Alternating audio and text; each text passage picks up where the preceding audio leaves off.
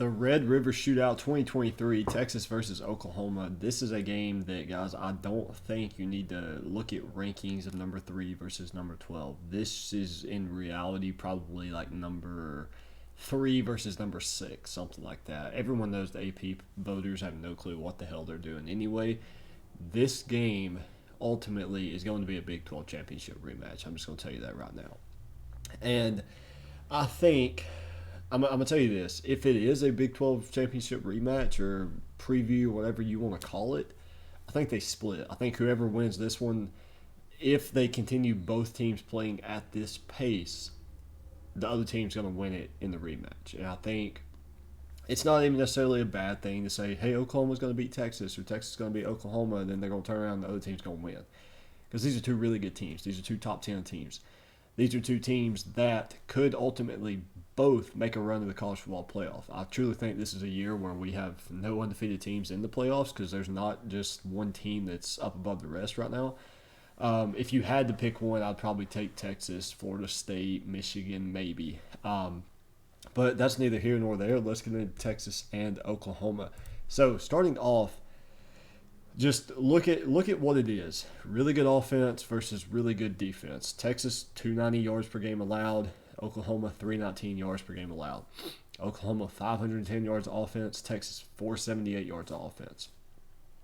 I think there's a number of things. You can see all the tabs I have open at the top of the screen. That's the things we're going to go over. This game is going to come down to maximizing opportunities, because if you look, just go back and look at a couple of games. Let's look at Wyoming for Texas first. This could be a very long video. Quinn had just as many incompletions as he did completions, and they had a pick six that was ultimately 7 points for Texas. Here you got 17 play, 90-yard drive. Scroll down just a little bit more. 4 plays, 75 yards. Okay, that was a 44-yard touchdown pass. Let's look here. A 61-yard run, and then a fumble. I think against the first game of the season against Rice, you had a couple more plays that were just significantly, 37-yard touchdown pass, 44-yard touchdown pass.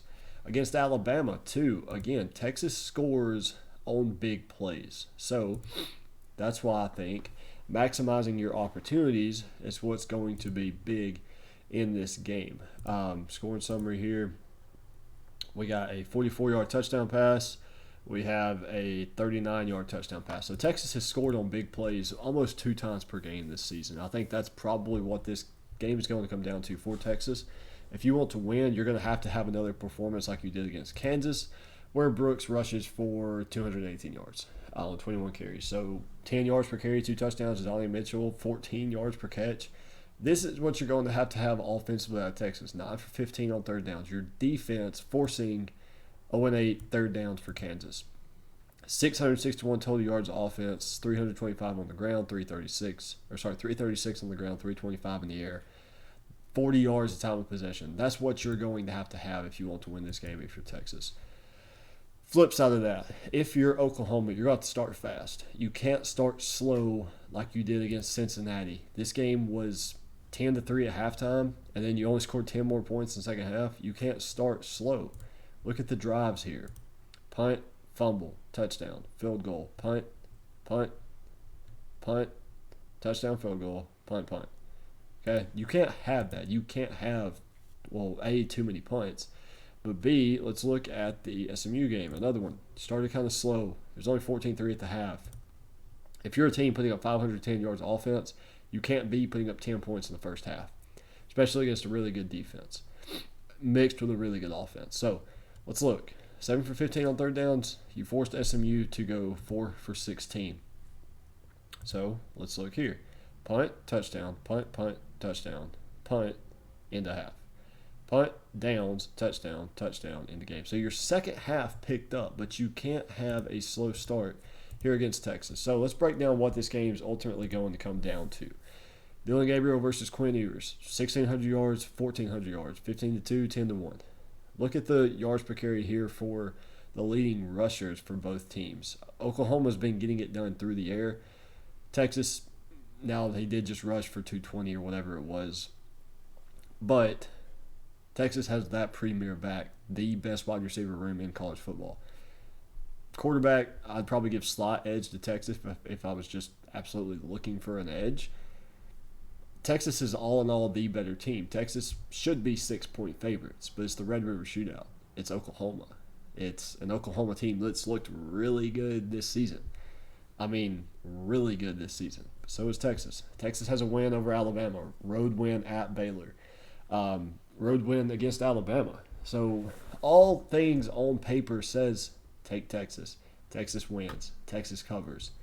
I think it may be a little bit just deeper than that at the surface. Third down conversion percentage offensively, converting on third downs. Oklahoma, 55%. That's where you want to be as an offense, converting 37 of 57 or 37 of 67. You can't complain if you're Brent Venables in that. Texas, on the other hand, 20 for 54. And I think 9 of those came against the game I just showed you. So, almost half of your third down conversions came in one game. You can't have that if you want to beat Oklahoma. Flip it. Third down conversion percentage defensively. They're 9 and 10, guys. 27% allowed, 27% allowed. You're neck and neck. These are two really good third down defenses. You want to win this game, you win third down. It's just that plain and simple. Let's go to sacks. I think this is sacks. Red zone offense. Okay, we'll get to sacks next. Texas, 45th in the country on red zone offense. 14 touchdowns and 16 trips. Oklahoma, 31st. 22 touchdowns, 22 trips, 20 touchdowns. It's as good as it gets, guys. Efficiency. Maximizing your opportunities is going to win this football game. Sacks. Here we go. Texas. I know you're up here somewhere. 18. 13 sacks in 4 games. This is what could be the difference maker in this if Dillon Gabriel doesn't have time. Texas defense is able to get to him, force a couple sacks, especially on third down. Texas will win this game. Oklahoma, not that great. Only 7 sacks in 4 games, especially when you're playing inferior opponents. Cincinnati, Tulsa, Iowa State, SMU, Arkansas State. It's not good defensively. So, let's continue. This is rushing defense. And I say this because when you look at how much yardage these teams are putting up, Oklahoma is going to face 191 yards per game. Texas offense, Texas is going to face 157 yards per game. Oklahoma run game. Oklahoma drastically throwing the ball more than Texas is. However, I think Texas, again, has the better receiving core, the better quarterback, probably the better running back. So I think this game is ultimately going to come down to the ground game. If Texas has to sit there and just throw, and Oklahoma can bait them into running the ball, edge Oklahoma. But if Texas can establish a run game and then hit you with those deep passes, especially when Oklahoma's not going to get any pressure on you, could be a field day and Texas could put up 40. Now, rushing defense, Texas 17th in the country, less than 100 yards per game, less than 95 yards per game. Oklahoma, I think they should be on here somewhere too. Yeah, 28th, 105 yards per game. So, 2 really good third down defenses, 2 really good rushing defenses. Let's take a look at this next stat here. Passing yards allowed. So, where do these 2 teams stack up passing yards allowed? Texas at 196. I think Oklahoma is right here at 212. So, ultimately, you've got pretty even teams in third down.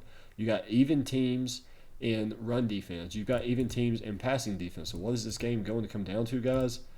Maximizing your opportunities. Whoever can get to the red zone more and score touchdowns, not field goals. Whoever can convert the third downs. Whoever can win the third down on defense.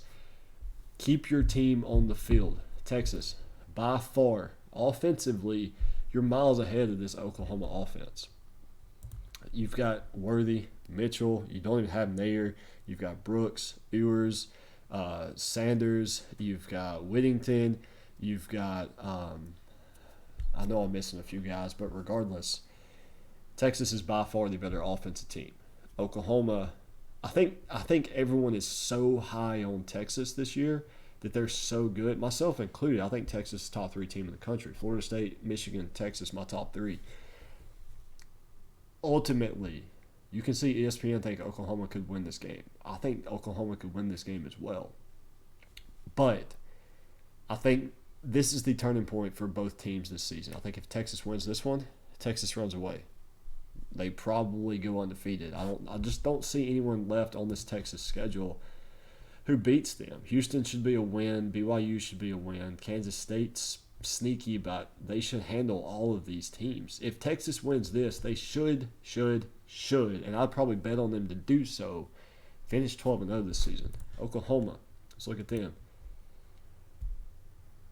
TCU, BYU. So you play three of the same teams that Texas do. Oklahoma State, West Virginia, Kansas, UCF. Kansas could be trouble. You play them on the road. You play Jaden Daniels or Jalen Daniels. That could be your trap game. But again, you should handle all of these teams. Even if you lose, whoever loses this should finish 11-1 and finish right back in the Big 12 championship where we get a rematch in Arlington. So give me, and this may be a game where I come back and I say, I may change my mind all throughout the week, but I think right now on Sunday, is Texas a top 3 team in college football? Absolutely. Is Texas the better team? Absolutely. Should Texas win this game? Of course. I'm going Oklahoma plus 5.5. I think I'll probably buy up to 6.5 just because there's always that chance. I like Oklahoma to cover, but I think ultimately because everything is saying Texas is legit, Texas is good. Oklahoma struggled against Cincinnati, SMU. Didn't look great maybe at Iowa State against at home against Iowa State in the start. Well, they were probably looking ahead to this game.